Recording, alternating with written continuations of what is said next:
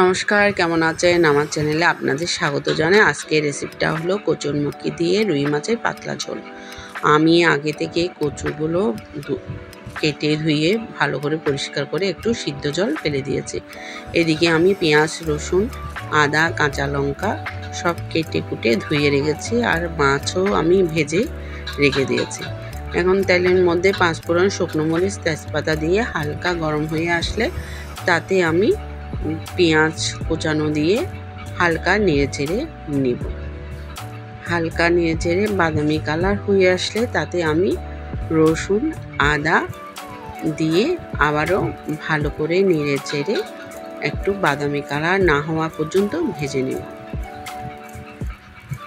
এই তো সব পেঁয়াজ রসুন সব বাদামি কালার হয়ে আসলে আমি এক এক করে সব গুঁড়ো মশলা দিয়ে দিয়েছি, লবণটা স্বাদ অনুযায়ী। আর এখানে আমি টমেটো সসটা ব্যবহার করেছি, যদি আপনারা না চাইলে কিন্তু ব্যবহার নাও করতে পারেন। আর গুঁড়ো মশলা হলো যেগুলো প্রতিদিন আমরা খাই সেগুলাই দিয়েছি, তবে আমি এখানে সব 1 টেবিল চামচ করে করে দিয়েছি। আর এদিকে মশলাটা ভালো করে কষিয়ে আসলে আমি কচুরমুখীগুলো দিয়ে ভালো করে আবার নেড়ে চেড়ে একটু কষিয়ে নেব। কচুগুলো দিয়ে আমি ভালো করে কষিয়ে নিব, যাতে কাঁচা মশলার গন্ধটা চলে যায়। ততক্ষণ পর্যন্ত আমি কিন্তু কচুগুলো ভালো করে কষাতে থাকবো।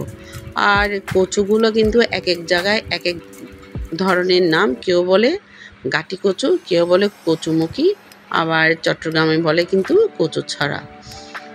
আর এই তো মশলাটা কষিয়ে আসলে আমি পরিমাণ মতো জল দিয়ে দিব। আর জলটা দিয়ে ভালো করে নেড়ে চেড়ে আমি ঢাকনাটা দিয়ে দিলাম। আর মিনিট 10 মতন আমি রান্না করে নিব।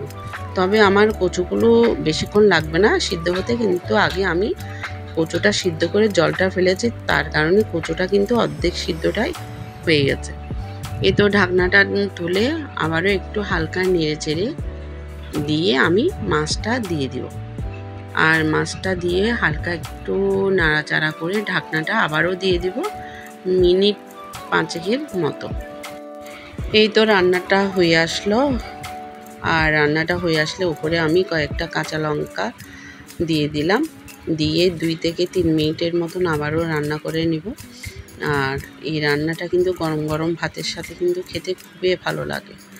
আপনারাও করে দেখবেন। যদি ভালো লেগে থাকে লাইক, শেয়ার, সাবস্ক্রাইব করে আমার পাশে থাকবেন। ধন্যবাদ সবাইকে।